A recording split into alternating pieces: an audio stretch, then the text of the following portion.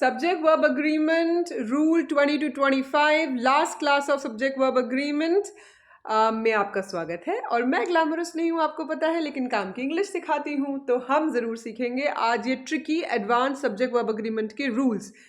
बहुत इजी है, जो दिखता है ज़रूरी नहीं कि वो वैसा हो, डिफ़िकल्ट लग रहा है लेकिन है नहीं, ठीक है। अभी सीख जाएंगे 5 मिनट में। और इसके बाद स्पोकन इंग्लिश का फर्स्ट वीडियो आ रहा है आज May 1, 2024 को, so don't miss it. Alright, चलिए शुरू करते हैं। रूल नंबर 20 कह रहा है कि बेफालतू की इंफॉर्मेशन से बचना है। बेफालतू की इंफॉर्मेशन जो सेंटेंस के बीच में आ जाए और आपको परेशान करे, उससे बचना है। मतलब कि कोई भी इंफॉर्मेशन जो सब्जेक्ट और वर्ब को दूर कर दे एक दूसरे से, वो आपको भटकाने के लिए है, तो उससे बचिए। कैसे? सेंटेंस देखिए कि clean air and fresh water which are difficult to find in the cities. इसके बाद क्या आएगा? इज या आर? बताइए बताइए। आर आएगा। क्यों? क्योंकि clean air and fresh water, two subjects join by and, ये आपका मेन सब्जेक्ट। इसको किसने दूर कर दिया है? विच आर इजीली अवेलेबल, ये जो बीच में नॉन एसेंशियल इंफॉर्मेशन आ गई, राइट। तो इसके बाद क्या आएगा? आर आएगा। Are easily available in the villages, right. तो ये हुआ नॉन एसेंशियल इंफॉर्मेशन, जो किससे शुरू हो सकती है? विच से शुरू हो सकती है, और बेफालतू की इंफॉर्मेशन आपके सब्जेक्ट और वर्ब को दूर कर सकती है। उस पर ध्यान दीजिए, right. Now, right, let's go to rule number 21. who से पहले कौन, यानी कि जब भी आपके सब्जेक्ट के बाद who लगा हो, तो वो who जो है वो भी सेंटेंस में भटकाने का काम कर रहा है। तो रूल क्या है? who से पहले कौन, उसका पता लगाइए कि वो सिंगुलर है या वो प्लूरल है। जैसे कि humans who live a spiritual life। अब ये ह्यूमन्स है who से पहले, है ना। ह्यूमन्स क्या है? प्लूरल, तो वर्ब क्या आना चाहिए? Plural. Humans who live a spiritual life have a strong mind, right. यहां पे अगर हैज आ जाएगा, इज आ जाएगा, तो गलत हो जाएगा, क्योंकि प्लूरल सब्जेक्ट के साथ प्लूरल वर्ब। तो हु से पहले क्या है? अगर सिंगुलर है तो a person who is honest is also, is आएगा फिर, क्योंकि पर्सन सिंगुलर है। Is also likely to be ethical. तो जो ऑनेस्ट है वो एथिकल भी होगा, हो सकता है, लाइकली टू बी, है ना। तो फिर देखा आपने, हु से पहले सिंगुलर तो सिंगुलर, और हु के बाद प्लूरल तो सॉरी, हु से पहले प्लूरल तो प्लूरल वर्ब, और हु से पहले सिंगुलर तो सिंगुलर वर्ब। समझ आया? ध्यान दीजिए, सब समझ आ जाएगा। अ वेराइटी ऑफ या द वेराइटी ऑफ, ये दोनों सिंगुलर और प्लूरल बनते हैं डिपेंडिंग कि अ लगा है कि द, ये बहुत इंपॉर्टेंट है। A variety of is plural. कैसे? A variety of options help people to buy from the same shop, right? A variety of options at any shop help the people to buy from the same shop.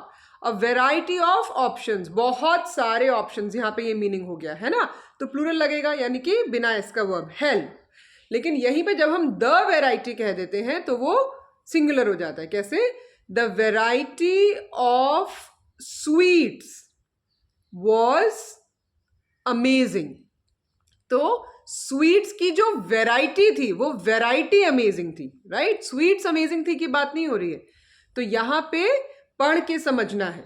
इसलिए rule 20 to 25, मन और मस्तिष्क। क्यों मैंने ऐसे किया? यहां तो मन है, यहां तो मस्तिष्क है? नहीं, कोई कहीं पे भी हो सकता है। कब? जब ये दोनों बैलेंस्ड रहते हैं तो एक दूसरे की जगह ले लेते हैं।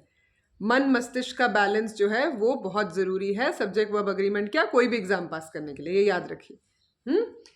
तो मैं क्या कह रही थी कि द वेराइटी ऑफ जब हो जाएगा तो सिंगुलर हो जाएगा, ठीक है। सेंटेंस देखिए, the variety of sweets was diverse, या variety of sweets was amazing. तो वेराइटी की बात हो रही है, वेराइटी सिंगुलर है, राइट। तो यहाँ पे स्वीट्स भटकाने के लिए दिया, तो समझिए, देखिए, समझिए, और फिर चुनाव कीजिए, है ना। ये तो इलेक्शन की बात हो गई। पर ध्यान दीजिए, देश में ये त्योहार चल रहा है इलेक्शन का, इसको खूब धूमधाम से मनाइए और अच्छे से वोटिंग कीजिए, ठीक है। चलिए अब आगे बढ़े नेक्स्ट रूल पे। रूल नंबर 24, डज माने प्लूरल। अरे डज क्या होता है भाई? डज नहीं, डज। डज बोले तो प्लूरल। अगर डज से शुरू हुआ सेंटेंस तो वहां प्लूरल आएगा। डज शी वर्क करेक्ट है, डज शी वर्क्स करेक्ट नहीं है।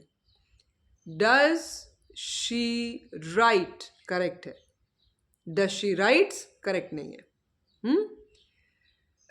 She does go to work correct है। She does goes to work correct नहीं है। मतलब डज जहां पे है वहां प्लूरल है, सिंपल।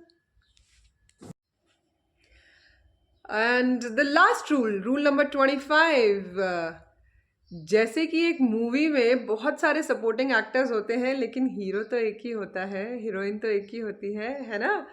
सिमिलरली एक सेंटेंस में बहुत सारे सब्जेक्ट्स हो सकते हैं लेकिन असली सब्जेक्ट जिससे वर्ब डिसाइड होगा वो एक ही होगा, है ना, एक पर्टिकुलर सेंटेंस में।